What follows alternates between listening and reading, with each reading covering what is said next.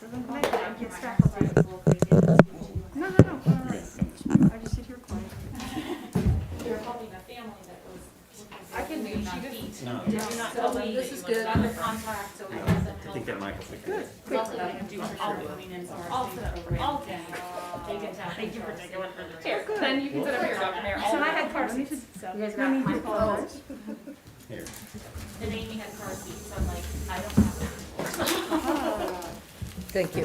That seat too tall for you? Mindy, I'm still No, not. it's, I'm sure it'll, Still my not short little connected? self Do you will be want fine. to just use my laptop, Amy? Would that be Yeah, maybe so, because it just keeps turning? going back to high school, back to high school. It likes the high school, it's where its home is.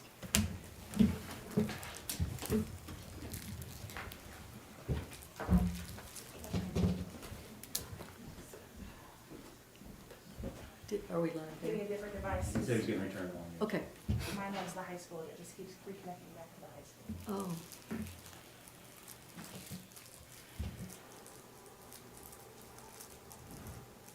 She's coming through this way, Amy. Oh, she tricked me.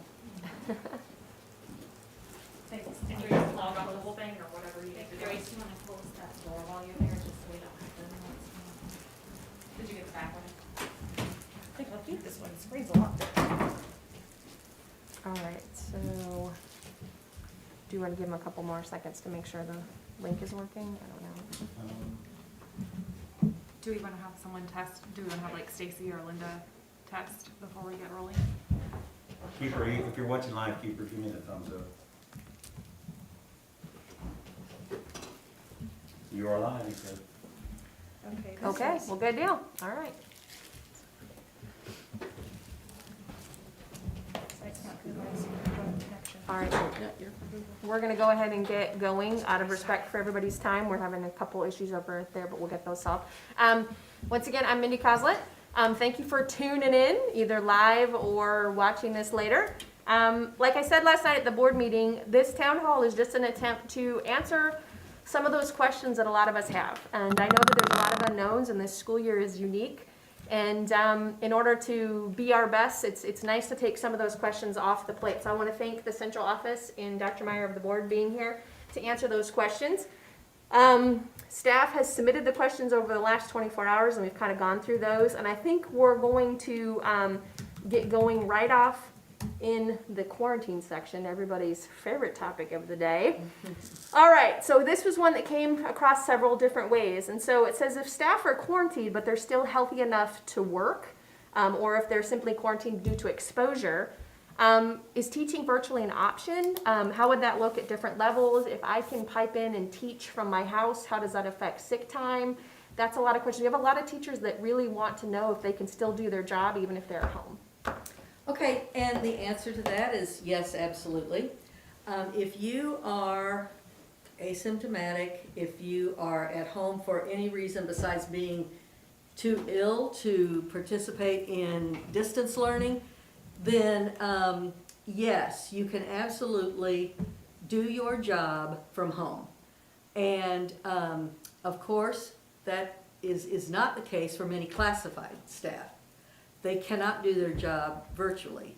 But for teachers, yes, if you can do your job, if you can keep your Google Classroom or the platform that you're using and teach your classes and attend the meetings that your principal would like for you to attend, then you certainly can do that. You're working from home, and so you do not have to use sick days. Awesome. That is really good news for a lot of teachers. This, I I would like to add that we'll have to make sure that there is an adult in that classroom, so you Yeah. might still have a sub in your classroom, but the classroom teacher would be the one who would providing the instruction. Correct. So if there's not a sub, or there has to be an adult still in that. Oh, So- absolutely, Yeah. absolutely. So this kind of is along the same vein, but it's kind of gets into the enhanced FMLA, the idea. It says, so part of the new guidelines for COVID and being gone for an extended amount of time is this idea that after the first 2 weeks, if you want to use your FMLA, you can get 2/3 pay for the remaining 10, so you're not taking as quite a significant hit.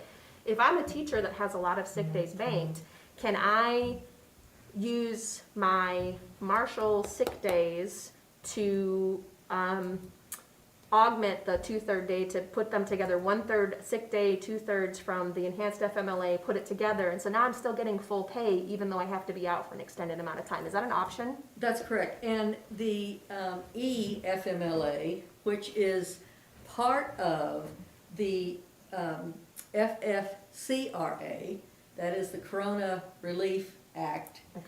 It is a subset of that, and it addresses parents who have to take care of a child because the daycare or school is closed. The FFCRA is the umbrella law where if you are ill, if you have to take care of someone, if you are quarantined, then you fall under that big umbrella.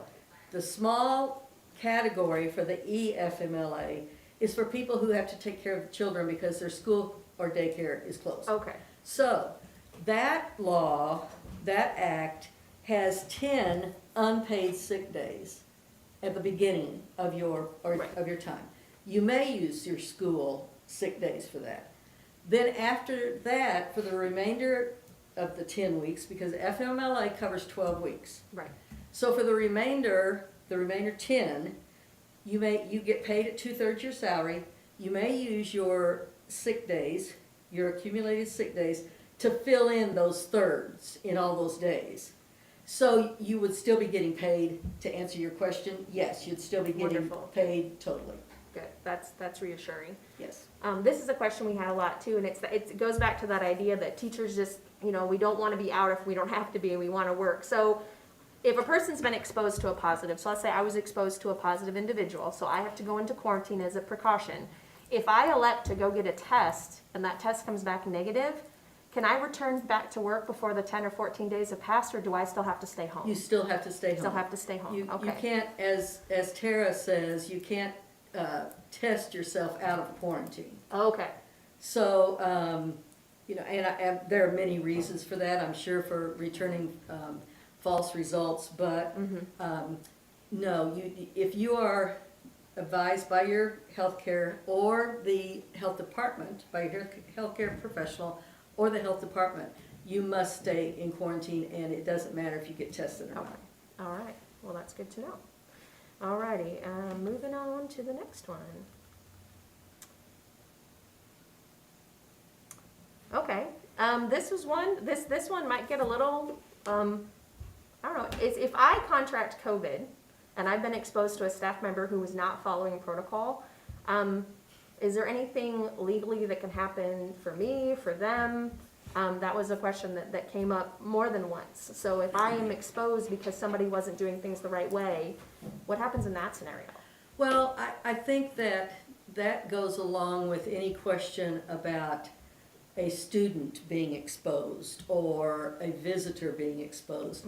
There isn't any way, in my mind, that you could track where that exposure came from. So if you were next to a coworker who had COVID, probably that's where you were exposed. But legally, there isn't a grounds to stand on to identify that person. Okay. So, I would say that, yes, and I hope that all of our employees, we do have the mask regulation is part of phase 3.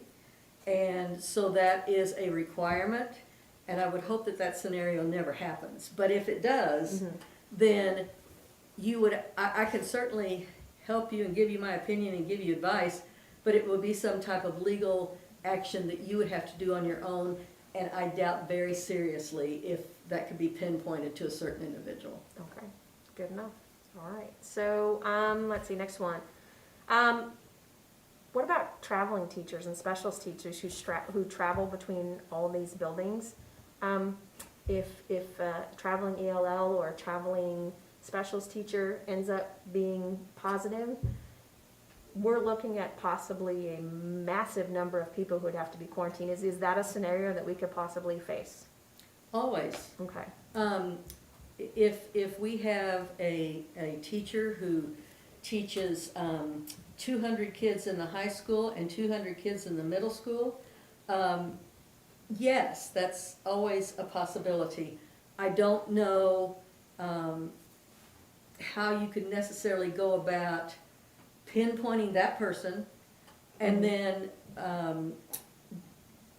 reducing their assignment because of that. If they are positive, they're going to be home. Right. But if we find out that they're positive later, after they've been around all these individuals, extremely unfortunate, but I don't think legally or practically Right. we could do anything about that. Okay, all right. This was one that comes up a lot too, a lot of parents, a lot of teachers, and so it's wonderful that we're wearing masks and shields during the day in classes, and we appreciate that, and we're trying to keep each other safe. But most of the time, this year we're facing having lunches in classrooms, and obviously the masks will be removed, and so it kind of feels like, are we kind of undoing that safety, or like what are things we can do to mitigate that? Because a lot of teachers feel like we're taking all this time and all these precautions, and then at lunchtime I'm gonna take down my mask, and you know, And I would have to say that, and Tara and I and the Fitzgibbon officials had talked a lot about this over the weekend. A mask is not a sound, fail-proof safety measure. A mask does not take the place of social distancing. Now, does it significantly cut down on the possibility? Yes, it does. If you have a classroom of students who are eating lunch and they are socially distanced and you are socially distant from them, it's a relatively, and I say relatively because there are so many unknowns, right. it is a relatively safe environment because social distancing is the key ingredient in the safety against COVID. All right. Well, thank you very much. Okay, so now we're gonna move on to everybody's second favorite topic, PPE. Okay. So I probably should have led with this, but so what are we defining as a face covering? So when we say wear your mask, wear your shield, wear a face covering, are we saying that a face covering is both of those things? Is this the face covering and I have a shield? I think that sometimes maybe just clearing up that definition, because we kind of throw the terms around that, and I don't know that they're interchangeable. So like when I say face covering, does that cover a shield and a mask, or is it just one or the other? All of the above. Okay. Actually, when I talked to Fitzgibbon, they said whenever you see healthcare workers working with COVID patients, you see them wearing a mask and a shield. The virus enters through the mouth, the nose, and the eyes. So to be really truly covered, yes, you should have both. But the mask is the face covering that is still the covering of choice. But so when we're saying wear a face covering, I hope we'll go ahead and define that as mask or mask and shield. I would say that people who are working with children who have tested positive or have symptoms, they should be wearing both. They should be wearing the shield. And the people who are in the isolation, not the isolation room, Al's Pal's room, but are isolated from the rest of the population, they will be wearing the mask and the face shield. Okay, so like there's situations where it's going to be, so that actually leads nicely into our second question. So district policy, when are shields acceptable without a mask for adults and students? Is there ever a time when it would be acceptable to simply wear your face shield without the mask underneath? Can we just get some clarification on kind of the scenarios and the policy regarding that? Well, we have face shields that have been donated very graciously Yes. by an individual, and we have adult shields and shields for children. Children who are under second grade, and I know there's been some recent change in this to make it to kids who are younger, but children who are second grade and below, it's very difficult for them to wear a mask all day. So when we are giving them a break from the mask, then they'll have their shields on. It is what I suggest. If there is a time where we would expect you to wear both, I will try to address that in the plan.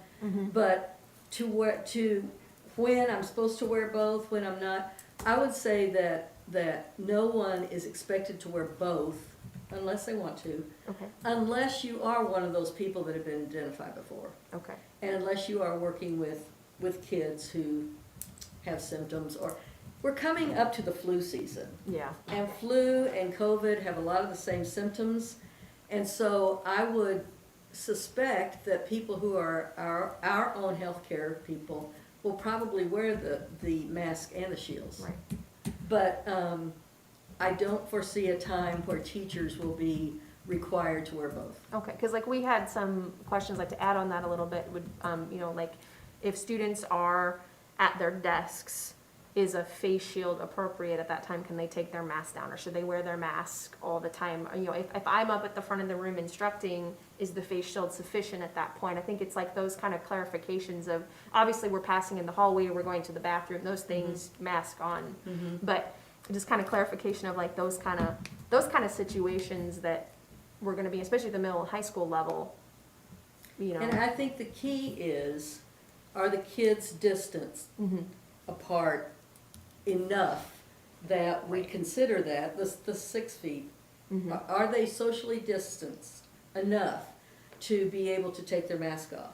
Okay, Because social distance is the key, right, and masks do help, but if the kids are socially distanced, right. then I would say if they're sitting at their seat and they're not gonna be moving around, which is difficult, Yeah, but if they're sitting at their seats, all quiet in rows 6 feet apart, then they could probably take their mask off, and good luck with that. Right, So, yeah, Because okay, how often so- does that happen? all right, very good. May I add there that Yeah. if, especially if the teacher's in the front of the classroom and they are 6 feet away from their students, I hope that they'll consider wearing the face shield because we have such a high EL and SPED population. So many of those students, I mean, depend on seeing the teacher's mouth. So if there's a case that they can make sure they follow the 6-foot guidance and they're still shielded, I think that's so important to make sure that those students, all of our students see our mouth. I don't think we realized how much we depend on seeing one another's Yes. mouths until all of a sudden we're all covered up. We're all covered, exactly. I was even talking to a lady at Walmart and she's like, Diane, I didn't realize how much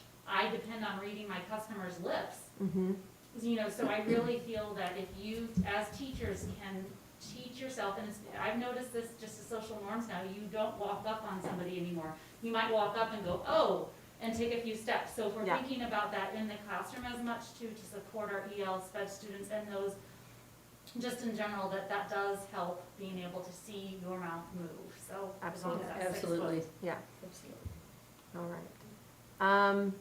This has been a question that's come up, and I mean, I think I know the answer, but we're gonna go ahead and ask it because it came up more than once. What was the decision to decide not to test all staff before returning to school? I know some districts, some places have, some districts haven't.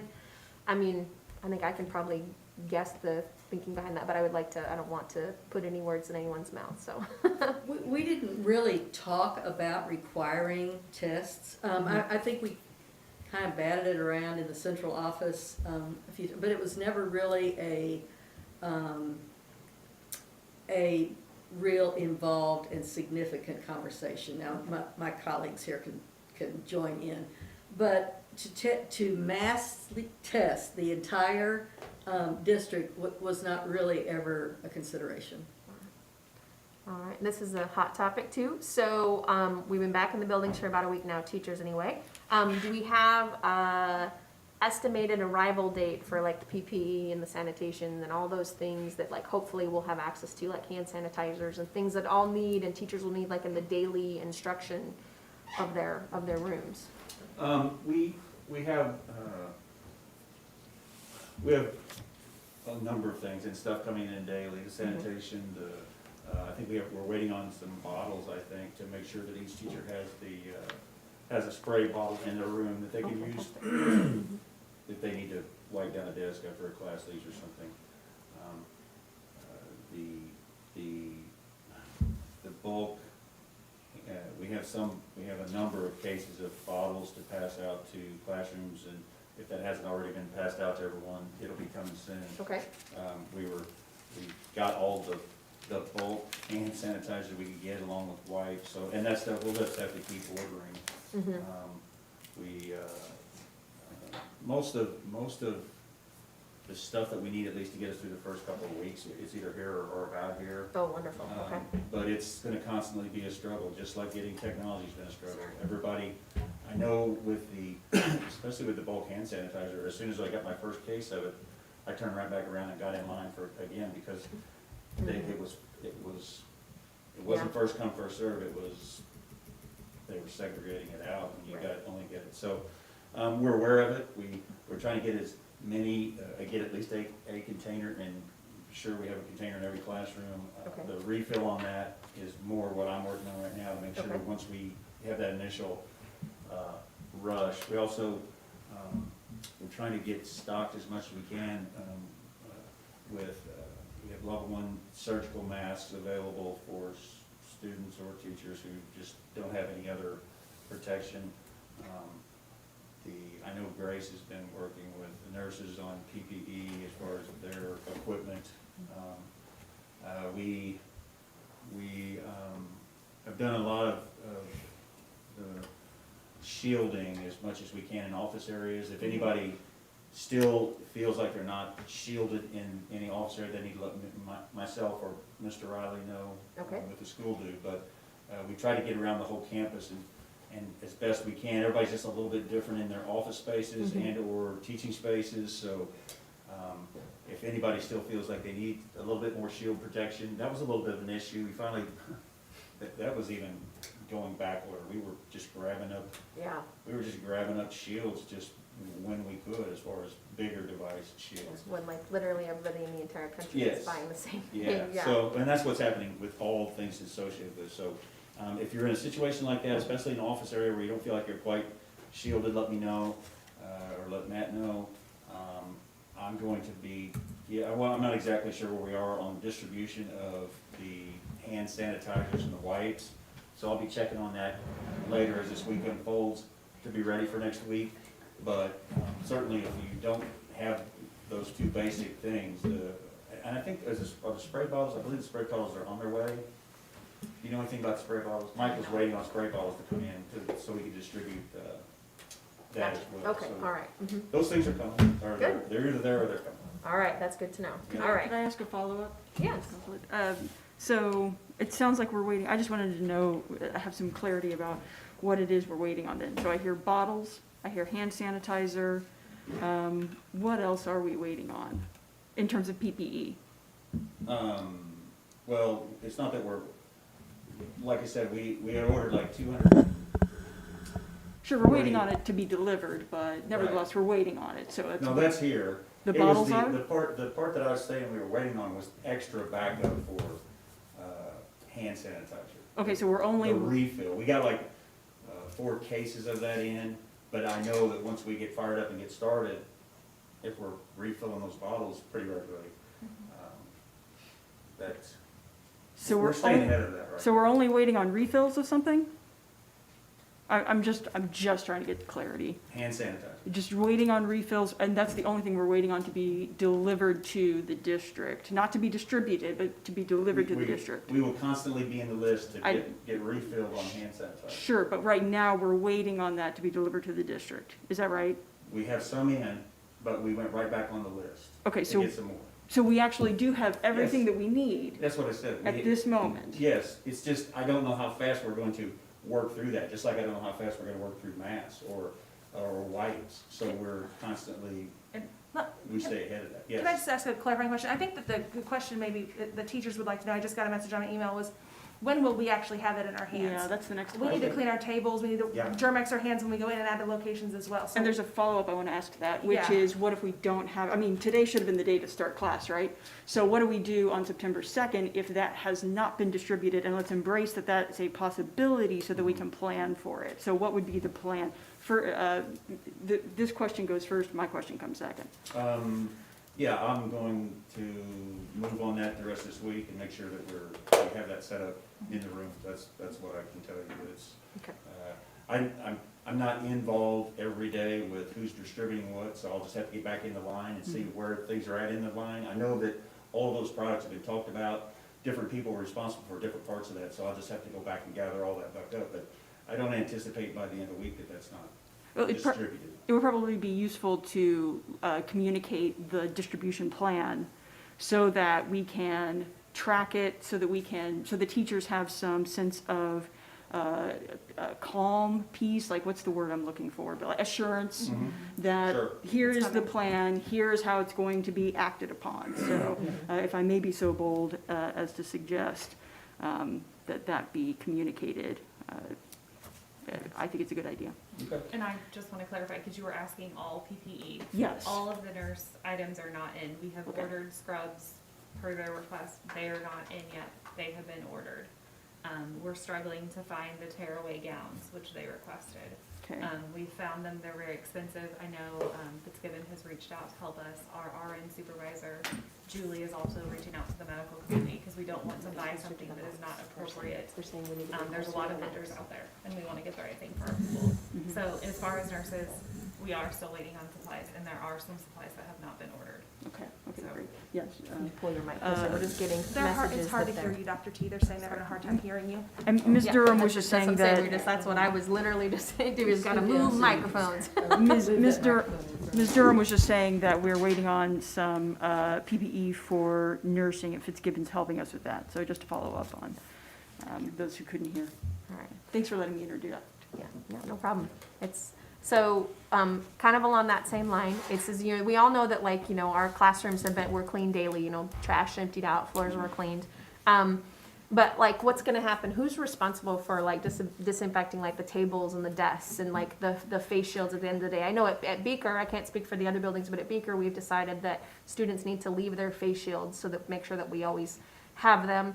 And so like, how is the process for making sure all of those things get sanitized at the end of every day and like after lunch and those kind of things? Like, So is there a during the plan in day, place? I talked with custodial, during the day, the teachers were going to make sure they're outfitted with a bottle with their clean and disinfectant spray Okay. so that they would be able to wipe down any surfaces that happen during the day. At the end of the day, of course, either the end or the beginning, depending on what the cycle and rotation is, certainly before anybody comes back for the next day, custodial will be fogging down all areas and surfaces. During the day, that's the reason for the bottles in the teacher's room with the approved spray. The masks, after talking with several people about that and having the cleaner in the room, it was suggested that the students who have their own mask, wipe down their mask with a paper towel that they can dispose of Okay, before they leave for the day. and then it just sits on the desk? Gotcha. Yes. Okay, That was the suggestion that I got from custodial, because we don't have enough manpower to get custodial around to every To- mask in every surface in every building every day. So all right. there's gonna be a general wipe down and spray down one time a day, but then anything throughout the day, the teacher's gonna have to help us with Yeah. surface wiping clean. And I would certainly think it's the right suggestion with the masks to have students clean their own masks. Clean them and then dispose without anybody else touching them. Gotcha. Then The dispose the of. plastic face shields and then Yes. leaving them sit Yes, until and the leave next them on day. their desk where they're at.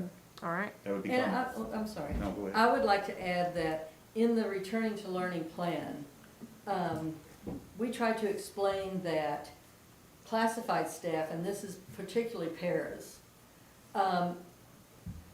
a lot of the time, not a lot, but some of the time, they will have responsibilities that they have not had in the past. We will need paras to help us clean. We will need paras to help us probably take temperatures.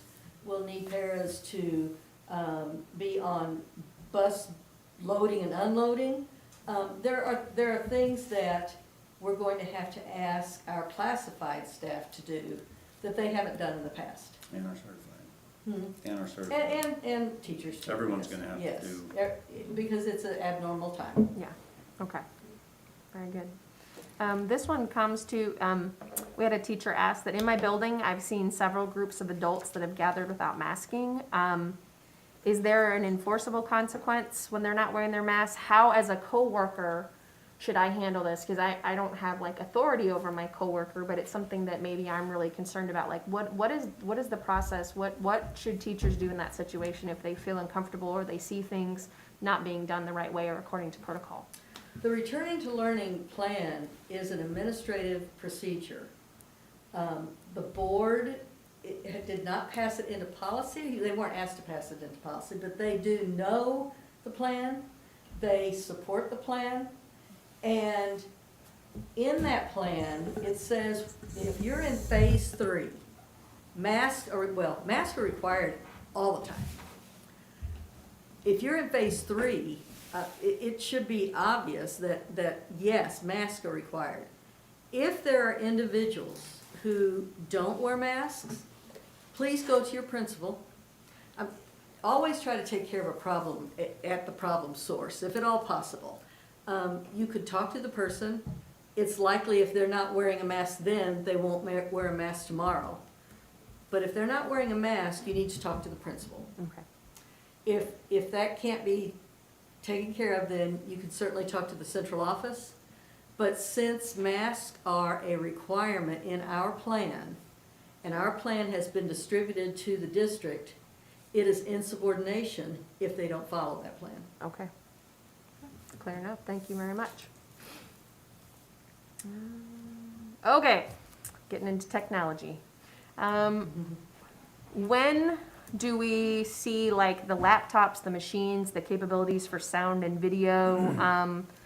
Will students have devices before school starts? Like, I know that technology's been a big thing, and it's that same kind of thing that everybody in the country is scrambling to buy Chromebooks. So, but like as a teacher, I know several teachers in my building don't have a device in their room that's capable of doing like a virtual meet because they don't have a camera, they don't have a microphone. So can we have like a time limit of when teachers will, or a time expectation of when teachers will get the tools they need to virtually instruct? Do we have any idea?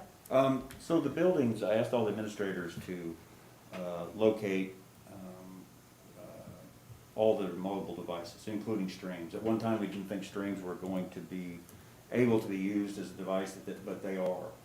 We just have to get a lot of them were shut down, and they haven't had any updates done. So we have paras right now working in all buildings Okay. with all mobile devices, getting them logged in and making sure they are updated with the current updates. Once that's updated, configured,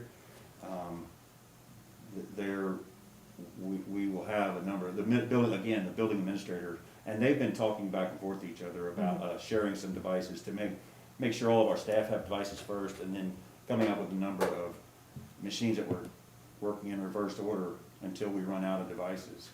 The tech department's working on about 250 Chromebooks that finally did arrive. Okay. They expect to have those ready by the first day of school as well. So again, I would check with my building administrator. I saw a couple of messages go back and forth the last couple of days just about the sharing of devices and making sure teachers have what they need. There was a question asked, kind of aside from that, about teachers using their own device if they felt comfortable doing that. And I don't have a problem with that. That is acceptable as well. In regard to devices, every buyer that we've contacted for the last 2 or 3 months has given us the same, all 3 months.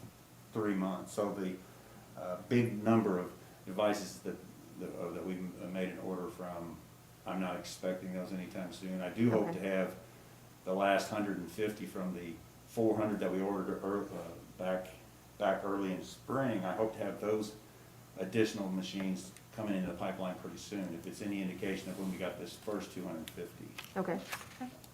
And so just to clarify, if a teacher chooses to use their own personal device, that's okay, but there is no requirement. I mean, if you don't want to use your own personal device Correct. and you don't have the access, go to your building admin, let people know, and we will Correct. make sure that you get what you need. Correct. Okay. All right. The tab on the homepage. So teachers are learning Google tools and Google Tech currently. If it's hard for teachers to learn, we should kind of run into that a little bit. You know, some teachers are struggling. What is the plan to instruct students? And parents even. So I think we've got a plan, but just kind of just speaks. I think we've Sure. discussed it already, but just kind of put it out there. For parents, there is under the Returning to Learning tab on the homepage on marshallowls.com, there are some tutorials that were made by a couple of you all sitting around this table to help them. Yeah. There is also a resource sheet out there for parents to look at that pretty much talks about all the components that we feel that our students would be needing to use at home. I am a learner of Google Classroom myself right now, and so I think that we can only teach our students what we anticipate using in our classroom as a teacher.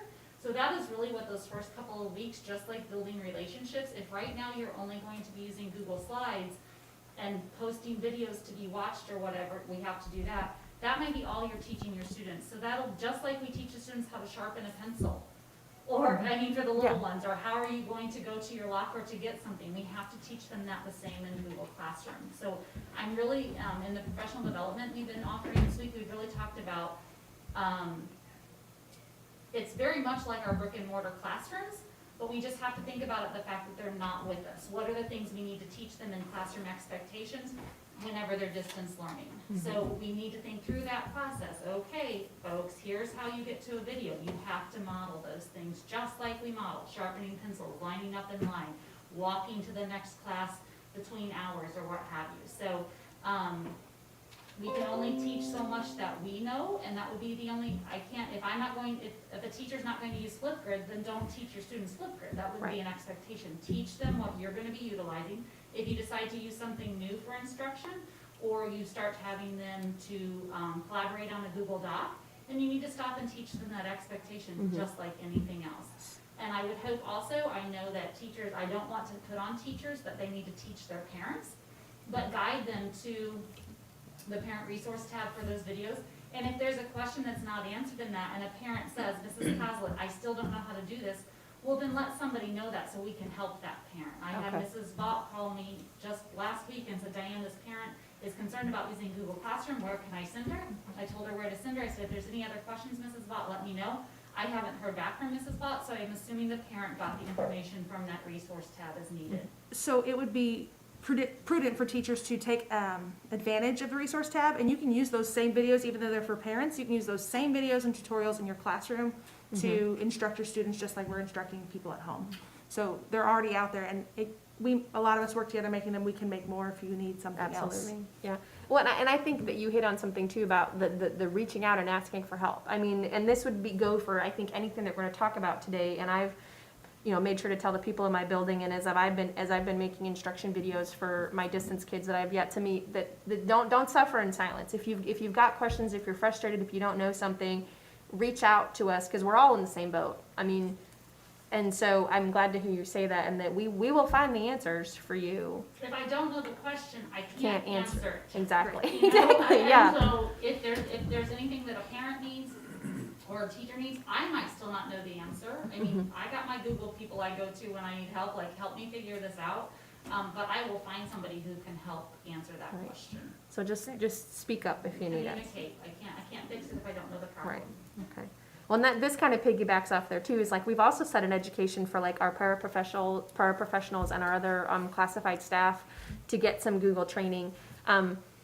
Why is that? What was the thinking behind making sure that our paras and our secretaries and everybody was becoming familiar with Google? Well, we have been a Google school now for what, 4 or 5 years? 3? Since Keeper came on. We just finished 3. Okay, great, I'm sorry, it seems like longer than that. But I think maybe just the last 6 weeks have seemed like we've been a Google school for years. But anyway, as long as we've been a Google school, we have never required any training. We provided training, but we didn't require anybody to complete anything. It was brought up at a board meeting over the summer, why aren't we formally training our teachers if we are truly a Google school? The one way we can formally train teachers and classified and secretaries is to provide the opportunity to become Google Level 1 certified. The district has bought enough vouchers for all certified staff to have an attempt to become certified Level 1. It has been at a building level for paraprofessionals. Some paraprofessionals are very involved in the classroom instruction. Some might just be with one student. So there are different levels of what the work is paraprofessionals are doing. So depending on what your building leader would like you to do, if they want you to become certified Level 1, that opportunity is there. Mrs. Coslett has also put together kind of shorter version for our secretaries and the paraprofessionals who might not need that level of Google certification that allows them to get in and get familiar. So that you can, especially paraprofessionals, you are part of the learning classroom, the teaching classroom. So we need you to be maybe not to the level of a teacher, but be able to help a student. If you're in Google Classroom, you very well, if you're a paraprofessional, you might have a small group that you're working with while the regular classroom teacher is working with another group. That's what you would do if your students were sitting there. So let's do the same thing in distance learning. We have to have the training. I'm going through Google One Certified too. I'm not gonna lie, I may have cried a little bit. It's okay. But if I'm asking everybody else to do it, then I too have to do it. And I will cry and keep on moving, you know, and I will do everything I can to pass it. I will let you know that I have listened to people who have called me and said, hey Diane, we can't make it by, this is a lot of information. I wanna practice it. All of those things. So I have changed based on what teachers have told me. Again, if I don't know, I can't fix it or change it. Have said, this is too much to do by October 2nd. Okay, great, we have through the end of the year. Your voucher doesn't expire at your 8/21. Originally, we were gonna ask people to keep trying to get certified. I can't ask you to do anything beyond what the district is offering. We hope you work hard and try to get certified. But as far as the paras, that is a building level decision. If they feel in that para's role, it is necessary to have the certification. They still do, if they don't go the certified route, then they do need to do the bites of learning that you created, Mindy. All right. So just so that we're all on the same page of what we know. Amy, I need to step out Yes, and I'll take answer care of this it. phone call. So- Sure. Okay. Thank you. So we're gonna move to the questions about distance learning, and these three questions that we have, we've kind of compiled over a list of several, so they cover a broad spectrum. The first one is, I think we need to clarify the difference between a live lesson and a recorded lesson. There's some confusion about how do we engage our students live? Does that mean every student has to be in on the live session, or is it just created live? So a clarification there would be helpful. Okay, there's a couple of ways you can do live lessons. I'm really encouraging people to work smarter, not harder. So if you feel comfortable having your in-seat learners there and you are live with your distance learners, signing through Google Meet so that they can see the direction that you're giving, the instruction, that you're giving your in-seat learners, that is fine. I've had a lot of teachers say, but I need to edit that. You know what, right now I can't edit a thing I'm saying. Right? You know, like everybody sitting here, I have to keep rolling. So I know that there could be that need of perfection to edit what might go live, but if those students were sitting in your classroom, you don't stop and say, rewind, I need to edit this. So if that is an option to have your students watch your live lesson as you instruct your in-seaters, that's great.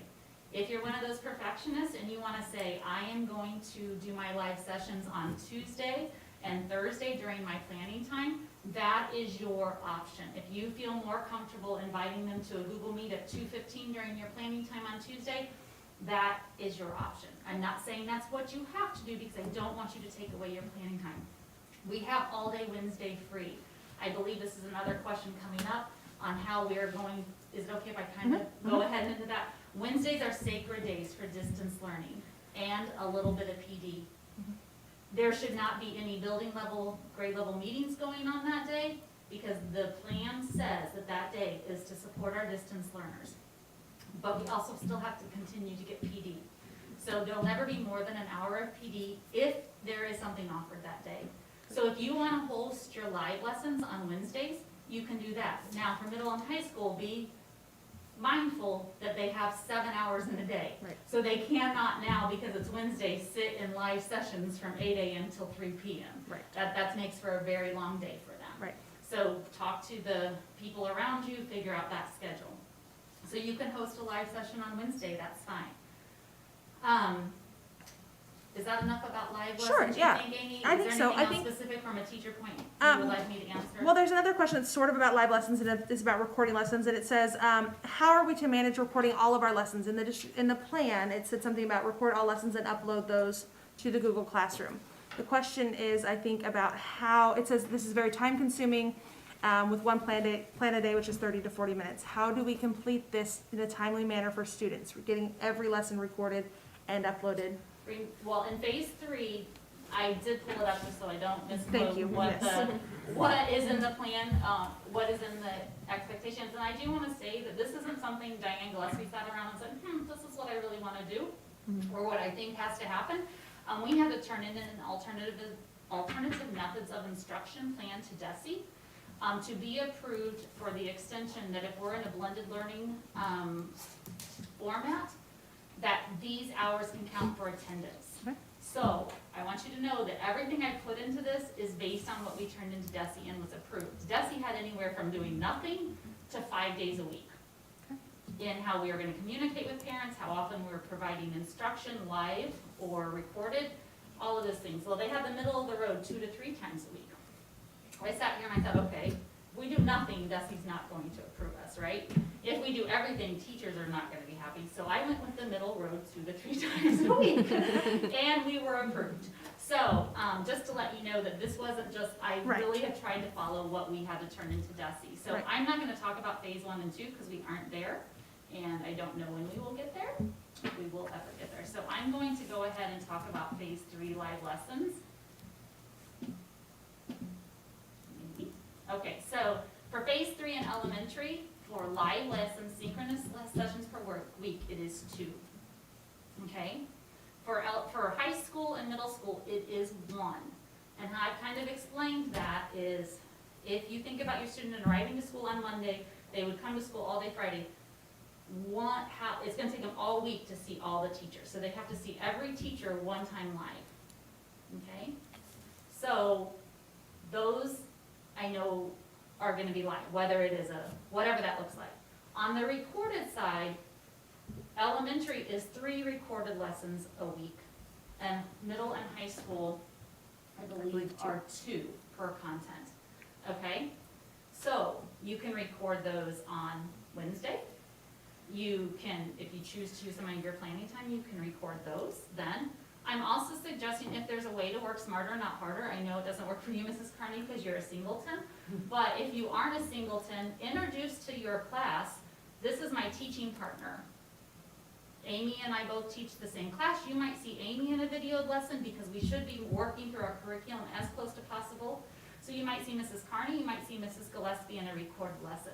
Please don't go cross buildings because ultimately our kids are gonna land back into our buildings. But you can work with your team member to do some of those recorded lessons. Maybe this week, Amy, we're both elementary teachers, you're gonna do reading and I'm gonna do math, or maybe I just really like math and you really like reading. Tap into those talents for those recording pieces. So you can use those Wednesdays, you can use your plan time, you can use your partner, that to split that load in half, okay? Yep. Is that answering what you wanna hear? Those are great suggestions. The next question is related to this. If I'm recording and live streaming video, what exactly should that contain? And am I at risk of liability if something unexpected happens in the classroom during a live session? So that needs to, just like in our classroom, what is your standard? What is your clear learning goal? Where are you going, and the instruction that supports that clear learning goal? Do they need to stay on live while you're helping with guided practice? No, they could be sent off to guided practice, and if they have a problem, they could email you with their questions, or say, hey, I need to see you a little bit later. If you're lucky enough to have a para, maybe your para is online to help them, just like they would be doing in the regular classroom. So that's up to you if you want to make your session long enough for your instruction tied back to that clear learning goal, or and then shut off the live and say, reach out to me if you need me, or they could stay on so that they could find, hold up a hand in the picture. I'm raising my hand, I need some help over here on the computer. I am gonna let Dr. Mayer answer the, Sounds great. legal privacy, Right. the second half of that question. Great. Yes, and I did contact the MSBA lawyer, and I believe I put that answer in the expectations for employees. I don't know if I can find it right off the top of my head, however.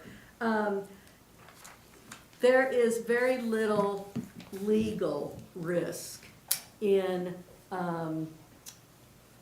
having students from a distance watch the classroom.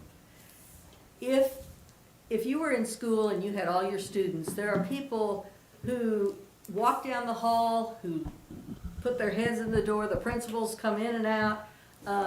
There's really no legal high risk for videotaping and delivering lessons to students at a distance.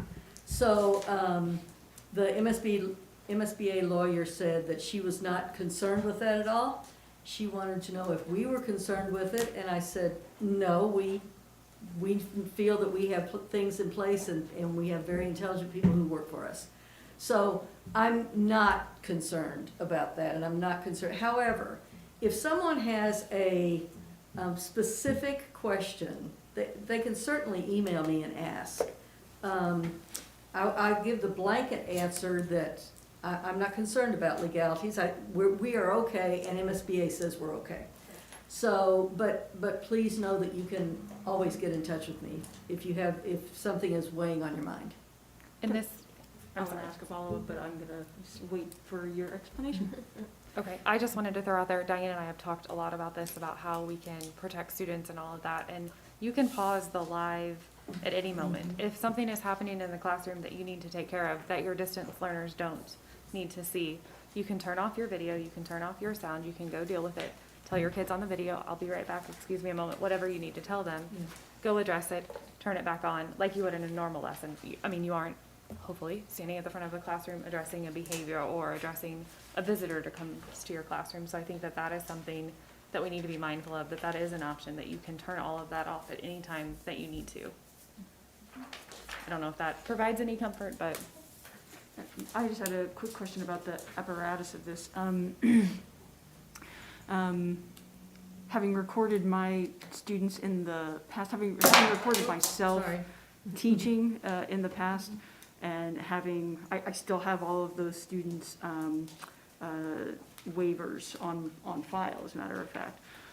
The reason I had to do it that way was that what I was putting out there wasn't behind a password wall.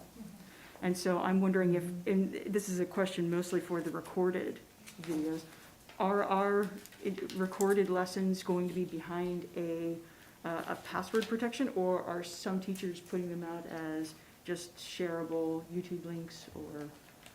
I think that's probably what we need clarification on. I think that Okay. there's teachers who would put it in as a part of the Google Classroom. Okay. I don't know if that's that password protection or not.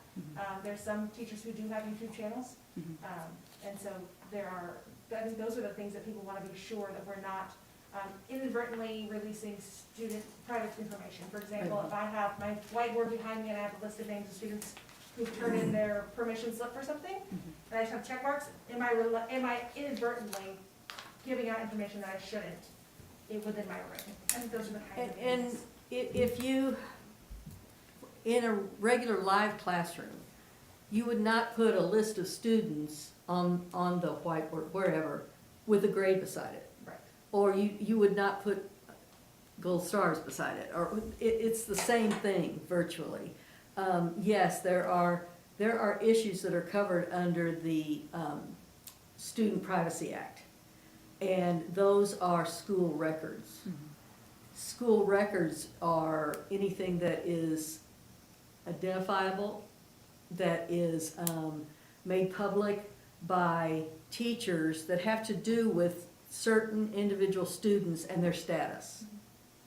It's different than teaching a lesson and getting feedback. And I wanted to say something about feedback, that it is the commissioner, the DESE commissioner, said at the very beginning of this school year, after the spring, and that was very, very difficult for lots of people.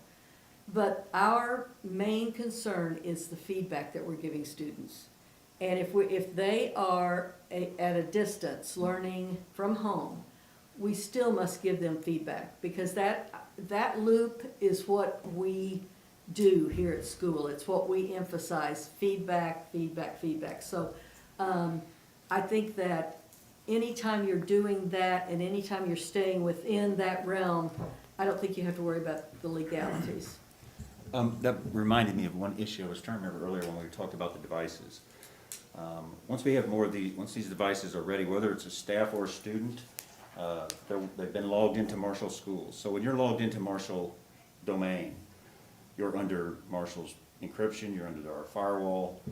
The same thing with the mobile devices, and securely when you go outside of our network. So for the for the staff member and or the student, they need to log into that device on campus before they leave with that device, or that will cause issues, because they won't be able to be recognized. So if they're logged in into Marshall domain, and then they take that device home, securely we'll pick them up and do the best we can do to, as far as security in that sense. But the domain of Marshall is a protected domain.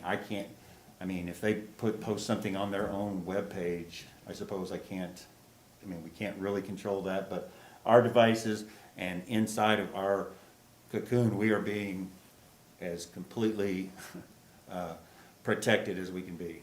Okay. That leads into the next little bit called, we categorize these as legally speaking. So, I think we've addressed the question of the implications of live streaming in Google Meets. But what if there were an outside person, parent, family member, friend of the student, who's watching our live stream or Google Meet? How do we address this? Should there be something that we discuss? We don't typically have parents sitting in the classroom next to our students on a regular basis. Is there a privacy issue in that with other students who are either physically or virtually in the classroom at that time? Not if there is the situation where if this parent were to come to school and stick their head in the door. Check in at the office first, then go to the child's classroom to deliver a backpack, or to bring the notes that they had left home, whatever the situation is. If that kind of information, if that kind of visible situation can be seen from the door when you stick your head in, then that is not a risk. Okay. Now, if you call out a child by name, bring them up to the front of the classroom, and discipline them in some way, of course that's protected. So I'm hearing be very, very mindful Mhm. of what's happening in your room while you're Yes. doing this. And if you do have a situation, and these situations come up, if you do have a situation that you have to correct a child, or you have to make sure other children are safe, do what Grace said and stop the recording. That leads to the last under the legalese category. I know teachers you've discussed that teachers can use their own personal devices to record students and do lessons and things like that for our asynchronous learning. Is there a legal risk to using your own personal device, such as your phone, your camera, your laptop, to communicate with our learners? If you're on campus, our Securely program covers everything, and actually that program covers anyone's devices if you're logged in, if you're attached to Marshall, and you take the device home, and somebody else uses it in the house, and uses it in not an appropriate way, we will know that. And so, as long as you are part of the Marshall umbrella, I think you're fine. I think this is speaking more to, if I took my cell phone, which I don't connect to the Wi-Fi, I just use my own data. If I were to use my own phone and my own everything to record a lesson, there's been stories of teachers having their personal devices confiscated for investigations and things. Is that something that could potentially happen?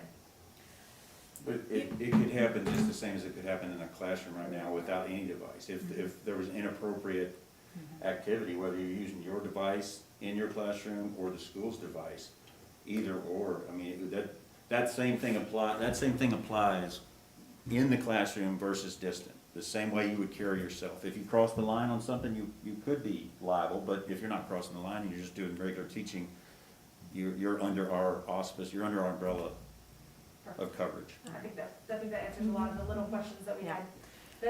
Those questions were quite a few questions combined into one or two, so. Well, And can your phone be confiscated? Yes. If there is a criminal investigation, yes, your phone could be. But that's not gonna happen, and that's very, very rare. Unlikely. Very rare.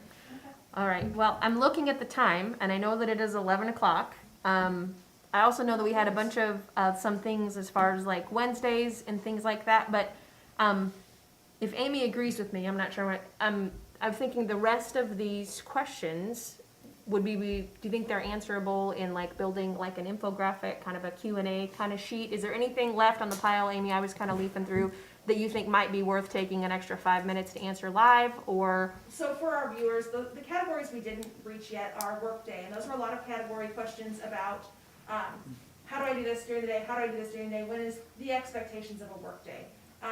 The other categories that we had not covered were instruction and assessment, and there were some really great questions submitted about this. I think instruction and assessment questions can definitely be answered. They're very much like questions along the lines of, are there programs available for students to use? Are there programs teachers have access to in our district that we don't typically use? Elementary and high school don't share a lot of devices, or, I mean, not devices, assessments, but perhaps there's some bridges that we can build. So there's a lot of questions about that can be answered. There's questions about the phases, which I think can definitely be an infographic. I'd love to see something that, gives us the description of how phases work in our district and the process behind that. I think that'd be very, very useful. There's questions about substitutes, and then we have some questions for the board. So does anyone, I know you spoke to me earlier about your questions. Would you like to answer those now, or would you like to try to look at them and do them? Well, I mean, the unfortunate thing is that I am but one board member, and Right. as probably most of you know, as just one board member, whether I'm the president or not, I can't speak for the board in any setting, just for myself. So this is probably something where you guys need to bring questions to your CTA leadership. Ms. Goslett asked me if it would be all right to have CTA report more regularly at board meetings. I said yes, for specifically these kinds of reasons, right? Because if you ask these questions to the board when we're all gathered there, then everybody can respond. We can have a conversation about it. Awesome, all Because right. right now, what I can't do is give you the answers to those questions. Got you. Because they're sort of like, does the board feel this way? Why is it this way for the board? And I'm just one It would member. be seven, why do these 7 individuals, and they would each have an individual answer, is what you're Bingo. saying? I Yes, think okay. we could solve that issue by the two of us, one of us actually typing up these questions and just submitting them to the entire board, just so that they're aware of what's being asked. Oh, I was already going to give all the questions to the board. Great, Okay. that makes it easy. I think that's just, I'm and the clean questions for those people who are transparency. listening about the board, are just questions about how the board feels about our policies that we've created and the steps that Procedures. I'm sorry. There's a question about that. The procedures that are in place, the support from the board, how we're working through our differences as a group. So And I don't think, I certainly wouldn't categorize anything as differences. And I know that at least one board member spent many hours working with members of the task force to develop an alternative plan, since we didn't know there was a whole document from the task force. It wasn't given to us. And so when we discovered, and I asked Ms. Gillespie, so it sounds like there's another document here that gives a little bit more about what the task force is looking for. This is about a month after you guys had presented. At that point, then it was sort of like, oh, well, gosh, we would have loved to know that as we were going through things. So it was just a matter of communication and Yes. getting that communication from the task force. Once we had it, sort of like, oh, okay, well, yeah, let's move on these things. And as I recall, there's an email in which CTA, Mr. Paprick, I think, initiated it, in which you guys said you like how the plan looks right now, the returning to learning plan. And from the beginning, we have communicated to Dr. Mayer that we support the administration's development of the plan. And in fact, there was an email communication that was included in the board minutes. I think this was in June or July. I think it was included in July, and it happened in June, in which I clarified that to Dr. Mayer and the rest of the board that we support her development of the plan in working with administrators. I know we're about to hit our limit here in terms of time, but I did want that to be as clear as possible. Excellent. And we certainly have, there's a reason CTA is now on the agenda. And we appreciate it. Yes, So very let us be very clear about the fact that we support you guys, and we enjoy working with you. So, here.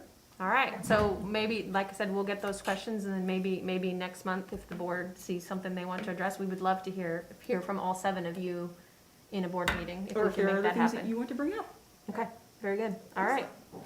I would like, if there are specific questions, I know that there's a lot of information going out via email, and sometimes I am willing to stick around. I have about 25 minutes to answer any questions that pertain to me. I don't want to speak for the rest of the people in the room, and I don't know what your Tuesdays look like, but I am willing to stick around and answer a few of those questions if you think that there are things that teachers need to know now.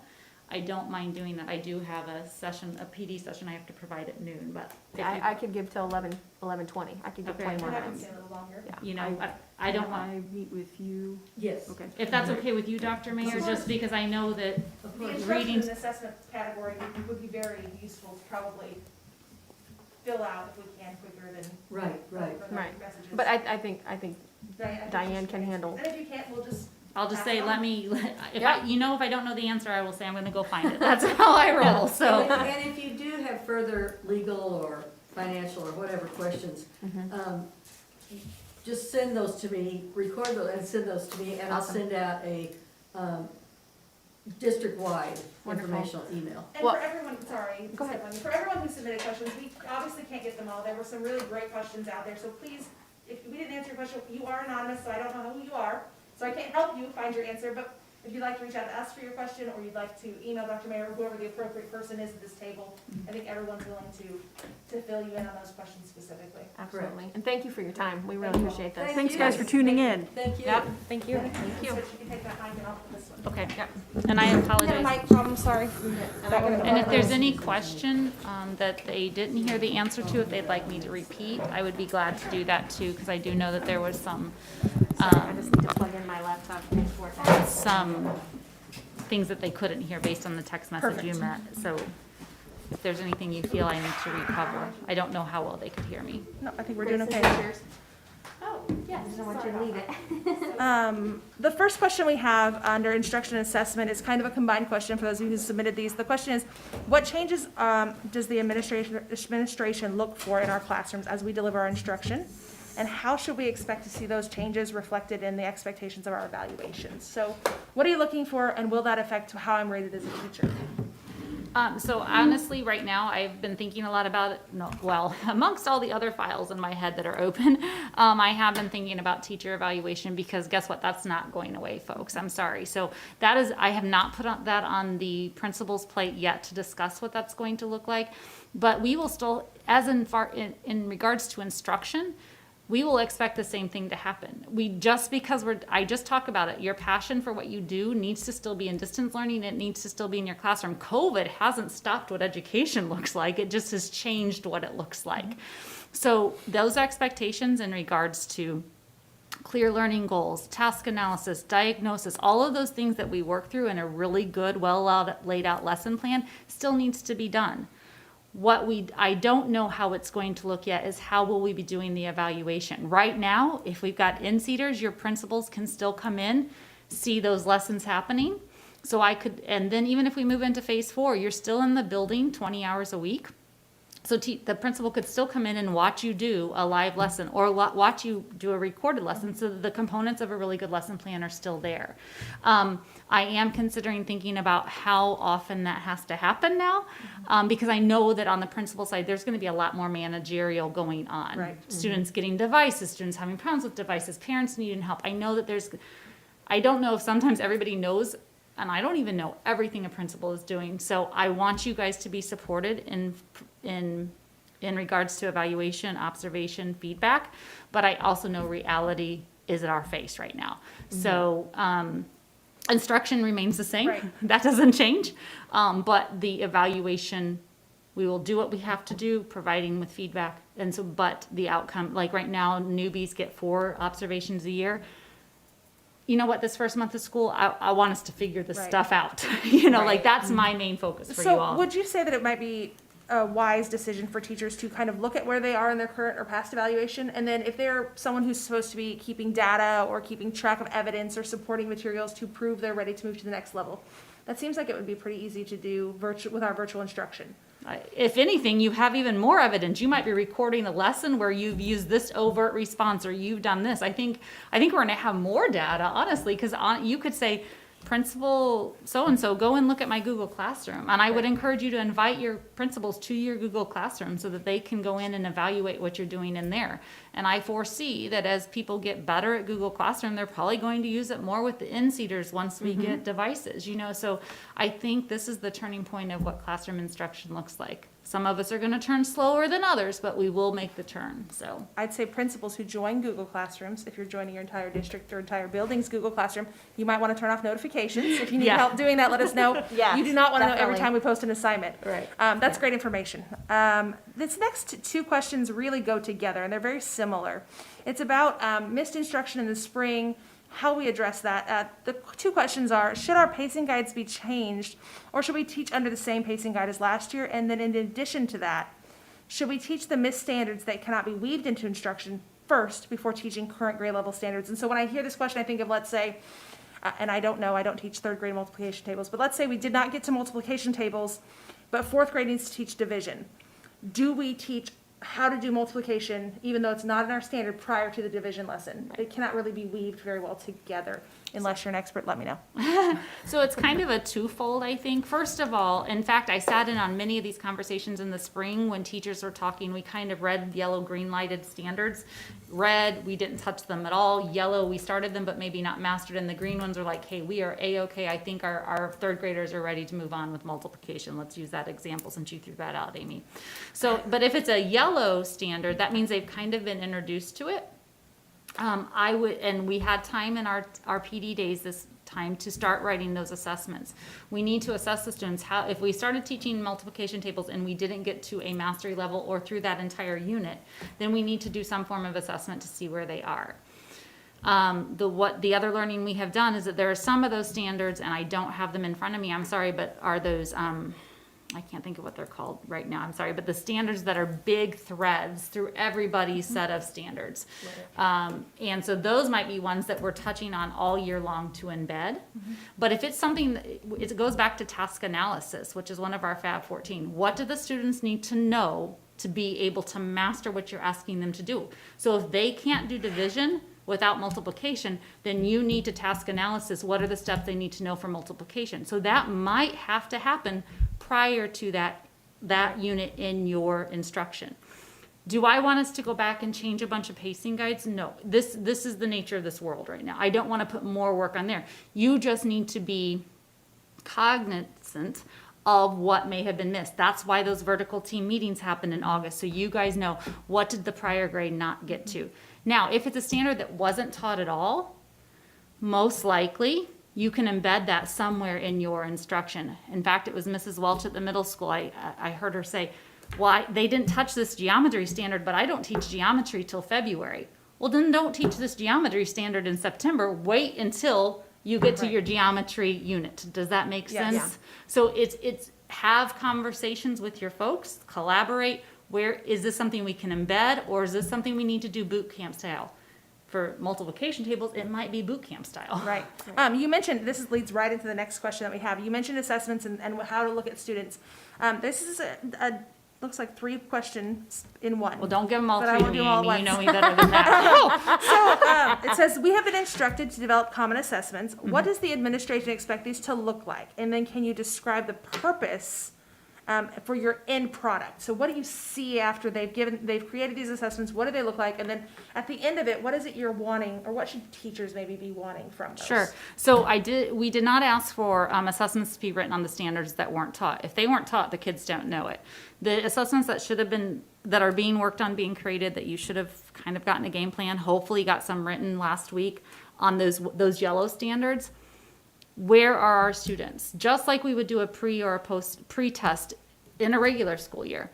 Where are we? And so that informs my instruction. Guess what? If I got lucky and all my third graders know all my multiplication, even though that was a yellow standard, I don't have to do a whole lot with that. But if they don't, then what am I going to do to instruct my behavior, or not my behavior, to inform my instruction? Those common assessments can look like whatever your team looks like. I did not put out a parameter that they all have to have 5 questions. They all have to do this. What is it that you need to know as a grade level team or a content team to know if those students know that standard? So if you want to do it online, you want to do it in forms, wherever you want to do it, that is fine. we will hopefully never have to give those assessments again. Let's hope, right? Fingers crossed. So it is just really to get us where we need to, what we need to know about those standards that we are kind of muddling in March when we left. I will let you know that DESE has dumped a lot of money into writing, they're calling it MoLEAP assessments. That is for 3rd grade through EOC level. We will be administering those the best that we possibly can with the devices because it is an online class or an online platform. We'll be giving that, so that will be coming out also. So that's also good. It will not be used towards AP or anything. It is strictly an informational. But again, that test is not written for what we didn't do in the spring. Right. That test is written Just in general. in general for all of the state of Missouri, every student in the state. So what I'm hearing, I think, is we have our assessments created and we have our plan for the first few weeks of school. Depending on how our assessments turn out like a pretest, we should be considering that we might need to either move our plan back a little or move our plan forward a little bit. Yes. And then you mentioned MoLEAP, which is great because it goes right into our next. Could I say, so, I'm, this. and I really didn't even, I thought, you know what, a true town hall meeting doesn't give you the questions ahead of time. I kind of scanned them, like, is there something big like I would need to have on my computer or anything, but I really didn't read them, so I'm not helping you at all. I'm just, It's going but I was gonna also say with that, is that in that scenario you just gave me, Amy, we might have to change our pacing guide a little bit, and that's okay. Right. But I don't want that to be our focus, that, oh my gosh, we have to find 7 weeks to teach multiplication tables. Is there another way to work smarter in Well, there? and I think changing our, and I'm not speaking for the person who wrote this question, but I'm just assuming, I don't think we would make a permanent pacing guide No. change. Right, Great. but that's the collaboration that needs to happen. So the next part of this question was, is there a district-wide tool or process that teachers should use to monitor student progress in relation to grade level standards? And I think that you talked about MoLEAP, which seems like it might fit right in with this question. Well, MoLEAP will give us just a baseline where, what do our kids know and what they don't know, based on the slide that came from last year. Repeat the question again, Amy, It's so I okay. make sure I'm, Yeah, no, it says, is there a district-wide tool or process that teachers should use to monitor student progress in relation to grade level standards? So could No. this be given multiple times, perhaps? MoLEAP cannot be One given time. multiple, it is a one-time thing. But just like we would if our students were in our classroom, you're doing constant formative assessment, you are checking in, you're doing exit tickets, all of those things. So it's just the same way. If our students don't get it, what do? We stop and reteach. Nothing has changed about how we, or what our expectations for students to know. It's just how are we delivering that? So it's going to be the same way. There is not a district-wide tool. If you were using Edulastic for your pre and post test, keep using Edulastic. If you are using forms, keep doing that. What works for you? Okay. Does that answer the I question? think it so? does. I Okay. hope so. If not, let me know. Yeah, please. So the next question says, and this is about teachers who, like I'm a onesie, I'm all by myself. Feel bad for me. What should be done for teachers who do not have textbooks or vendors for their curriculum? So those people who wrote their curriculum based on standards without really a framework from a company. Do you know of any supports for these individuals or suggestions to assist these teachers while they create their hybrid or distance material? So I think it's, speaking for myself as someone who does this, we can't go and open up the textbook and look for some additional materials from the 3rd grade version if I teach 4th grade. We don't have those. I see what you're saying. So do you know of any, for those, I'm thinking Spanish teachers, I'm thinking tech teacher, I'm thinking the health teacher, a child development teacher.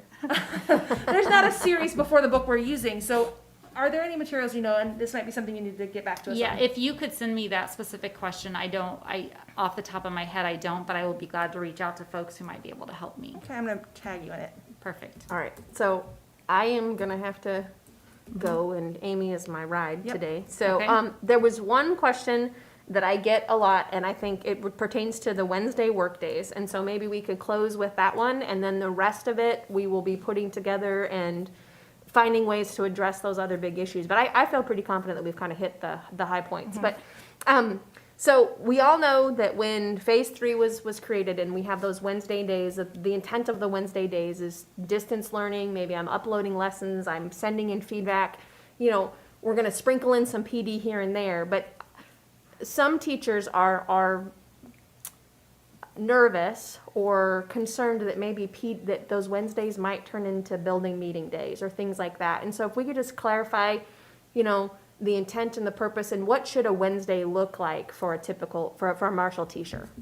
In the distance guidelines I put out there, that is not an all-inclusive list. There's like 9 or 10 bullets. Not all of those would happen on one Wednesday, but nowhere in there does it say this is an appropriate time for a grade level or a building level meeting. It is strictly to assist our distance learners as well as have our in-seaters practice what distance learning looks like when they're at home. If there is PD, it will be an hour, no more, unless it's a required PD from DESE. And I'm not holding those required DESE PDs until probably second quarter. It's not my focus right now. My focus is making sure that you all have what you need to be teachers and do it well. There should now, might you come together as a 7th grade team, Mindy, to collaborate on that day and say, okay, where are we on our pacing guide? Are we working well? This didn't work for me. What queen? That's different. But there should not be an agended meeting put out by your principal unless it is something that is pertaining to distance learning. Okay, you guys, we tried this, it didn't work. We got to regroup. And that's going to happen at the beginning where we need to regroup and rethink about things. But really that day is for prepping for distance learning, researching for distance learning, collaborating with your teammates, seeking out those resources you might need as a singleton, whatever, looking at providing that feedback loop that is so big. That is what that day is for. Okay. And my goal from my role for PD is that it will not very often be live. It will be a video, and you could watch that on Tuesday night in your pajamas eating popcorn if you want at home. I'm not saying that's what you have to do, if you want, so that that date time is not taken out on Wednesday, unless it is something that I feel that you all as a team need to collaborate with and discuss. But I'm going to keep that PD. It will be provided and it will be required, but you could do that on your own time if you need the time on Wednesday. What's that? It'll be asynchronous. Asynchronous, exactly. I think that's a really good place to end, saying we do have that Wednesday, and it is important that we keep them available for our collaborations geared toward our distance learners. So if there's parents learning at home or listening at home, we are really working on setting aside some time specific for your students too. We want all of our kids in our laps and in our classrooms, but we know that that's not possible. So we do have some time set aside to really focus in on them and make sure that they are getting what they need. I really like hearing that. If I could say one more thing, I've had a lot of teachers, I know you have to go, Mindy. No, If I need to write you a late note, I will, tardy note, I will. Write me a pass. Anyway, pass to class, but I've had a lot of teachers reach out to me and just say, thank you, Diane. I don't need thank yous, this is my job. But I've also had a lot of people say, this doesn't make sense to me. This is too much. If I don't know what you guys are feeling, I can't help you. I don't think I'm a mean person. I mean, you're not my daughter. She might have a different story. But everything that's been brought to me, I have tried to fix. I want to make sure you guys feel supported as much as I possibly can. There are some things I can't change. If it's something we turned into DESE, I can't change that. But I'm going to try to make it the best I possibly can for you guys. I can't fix it if I don't know about it. So either reach out to Mindy or Amy. I've had teachers who have stopped me in the hallways and said, Diane, this isn't making sense. And all I can do is work through the process to make it better. And I'm trying to keep that back to school agenda updated, not changing. I apologize to MHS, SCC, and Northwest. I had to move your time, and that was my big mistake. But the updates I've been putting in there is an update to the guidelines that are in the links, changing how Google Training looks. Oh, we had to change our topic on Thursday. Your time didn't change, just the topic changed. Those are my updates I'm putting in there. I put in there that AFLAC's going to be there, just for an FYI for you. You know what I'm saying? I think it's the same thing that happens when we're making our own plans in our classrooms. Yeah, I've had, things have changed since last Tuesday when I put that out there. But folks, I'm here. Call me, 314-703-9320. Text me. My phone number is on my email. I can't help you if I don't know there's a problem. Right. And I appreciate your time. I am here, and we will work through it. We can't get it without asking for help from one another. Absolutely. And Again, that's my theme of this year. It's the theme to my parents. It's the theme to my students. It's the theme to my fellow teachers that if something is really an issue, bring it up. Let's talk about it. Let's fix it. Let's be solution focused, and let's make this the best for everybody. We are in this together, and so we need to be together on those things. Yep. I'd say the same. I think that we have to look at this from the mindset of, yep, there's going to be hiccups. Who can I ask for help when there is one? And then just go from there. It's very hard for people like me who like to have a plan If my husband's listening, he will explain to you how very much I love to have a plan. I'm working really hard to embrace that my plan is probably not going to work out. And that's what happened yesterday with the training to have to move MHS ICC in Northwest. It was a hiccup, and I reacted instead of thinking through it and responding. And that was that. I take ownership. But again, it's the way we all got to roll. So Yep. Provide each other grace while we move into this. absolutely. Thank you Exactly. guys for listening. We Thank you appreciate so you being here. much. And I don't know how to stop turn it. I don't know how to stop it, so. We don't know what we're doing. It's gonna be real awkward for a couple minutes. It's gonna be real awkward while we sit here and wait for the camera to shut off. Is this my good side? Yeah.